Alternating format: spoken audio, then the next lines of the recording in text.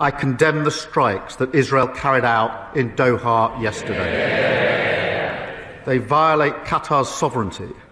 They do nothing to secure the peace that the UK and so many of our allies are committed to. I spoke to the Emir of Qatar last night, soon after the attack, to convey our support and solidarity. He was crystal clear that, notwithstanding the attacks, he would continue to work on a diplomatic solution to achieve a ceasefire and a two-state outcome. He and I are on the same mind on this, Mr. Speaker. That is why I met President Abbas on Monday and why I will meet President Herzog later on today. I will be absolutely clear that we condemn Israel's action. I will also be clear that restrictions on aid must be lifted, the offensive in Gaza must stop, and settlement building must cease. But, Mr. Speaker, however difficult, the UK will not walk away from a diplomatic solution. We will negotiate and we will strain every sinew, because that is the only way to get the hostages out, to get aid in and to stop the killing. Mr. Speaker, last night Russia launched drones into Poland in an unprecedented attack. I've been in touch with the Polish Prime Minister this morning to make clear our support for Poland and will stand firm in our support for Ukraine. With our partners and through our leadership of the coalition willing, we will continue to ramp up the pressure on Putin until there's a just and lasting peace. I also agree with the Prime Minister, as should all of us in this House. We stand shoulder to shoulder with Poland and all our NATO allies against Putin's aggression. A NATO country has just had to defend itself against Russian drones. Now, more than ever, we need our ambassador to Washington fully focused on this issue and liaising closely with America. Does the Prime Minister have full confidence in Peter Mandelson? Mr. Speaker, let me start by saying the victims of Epstein are the forefront of our minds. He was a despicable criminal who committed the most heinous crimes and destroyed the lives of so many women and girls. The Ambassador has repeatedly expressed his deep regret for his association with him. He's right to do so. I have confidence in him, and he's playing an important role in the UK-US relationship. This is interesting, Mr. Speaker. He says the Ambassador has expressed full regret, but the victims of the paedophile Jeffrey Epstein have called for Lord Mandelson to be sacked. And just so the House is aware, in 2019, Jeffrey Epstein was convicted of child prostitution and sex trafficking that took place between 2002 and 2005. That is the precise period which Lord Mandelson called Jeffrey Epstein his best pal. Absolutely. Was the Prime Minister aware of this intimate relationship when he appointed Lord Mandelson to be our ambassador in Washington? Mr. Speaker, as she and the House would expect, full due process was followed during this appointment, as it is with all ambassadors. The Ambassador has repeatedly expressed his deep regret. He is right to do so. He's now playing an important part in the US-UK relationship.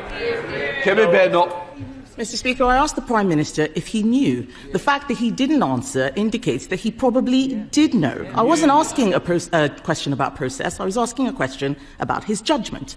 The Daily Telegraph reports today that while Lord Mandelson was Business Secretary, he brokered a deal with Jeffrey Epstein while he was Business Secretary, and that this occurred after Epstein had been convicted of child sex offences. Given this new information, does the Prime Minister really think it is tenable for our ambassador to remain in post?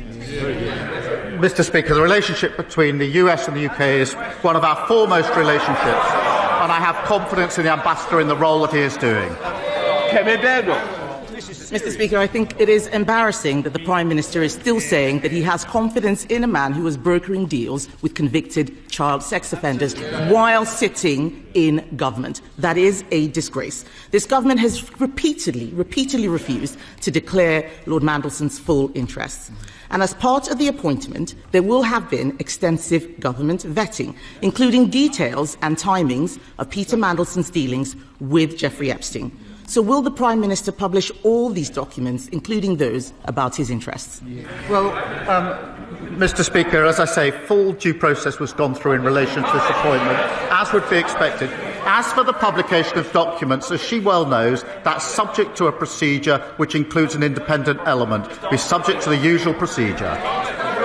The Prime Minister cannot answer any questions. That is not the behaviour of someone who has full confidence. The Ambassador should be in the White House talking about how we respond to an incursion into NATO airspace. Instead, he is giving interviews about himself to The Sun. This is a man who already had to be removed from cabinet twice, and now we learned that he was brokering billion-pound deals with Jeffrey Epstein while business secretary. I didn't get a proper answer. He's talking about process. This is not about process. This is about judgment. Just last week, I told him that he should sack his Deputy Prime Minister. They all cheered and congratulated themselves. She was gone 2 days later. The Prime Minister has an ambassador mired in scandal, not focusing on NATO. He lost his Deputy Prime Minister just last week for evading taxes. He's got a new Home Secretary, a new Foreign Secretary, just learning the ropes, not able to help with this issue. We have strikes crippling our capital city and damaging our economy. He could use minimum service legislation, which we introduced, to make the lives of the people out there better, but he won't, because he does not have the backbone to face down the unions. The unions are running this government. All the deputy leadership candidates are chasing after them. And while with this government it is more strikes, more scandal, more chaos. And the link, Mr. Speaker, isn't the link between all of this his bad decisions, his bad judgment, and his total weakness. So can he tell the House, has the Prime Minister asked the Ambassador what other compromising material the Trump administration might have on him as he leads Britain's negotiations with the White House? Well, Mr. Speaker, as I've made clear to the House, a full due process was gone through when the appointment was made. Mr. Speaker, Gaza is a graveyard, but rather than end arms sales, extend sanctions and stand by international law, the Prime Minister will today welcome into his home, a home entrusted to him by the people of these Isles, the man who called for the collective punishment of the Palestinian people and who signed the artillery shells that destroyed their homes, their families and their friends. A man who will ignore every word the Prime Minister says. Would he invite Vladimir Putin into number 10? Would he invite Benjamin Netanyahu into number 10? What does it say of this Prime Minister that he will harbour this man whilst children starve? Mr. Speaker, for the record, we have suspended arms that could be used in Gaza, we have sanctioned extremists, and we suspended trade talks. But the point he raises is a very serious one. We all want an outcome that ensures peace, that the hostages get out, that aid gets in, and there's a two-state outcome. It is the only way we will get peace in a region that has suffered conflict for a very, very long time. I will not give up on diplomacy. That is the politics of students. Mr. Speaker, 51 Israeli arms companies are exhibiting at the DSEI Arms Fair in London this week.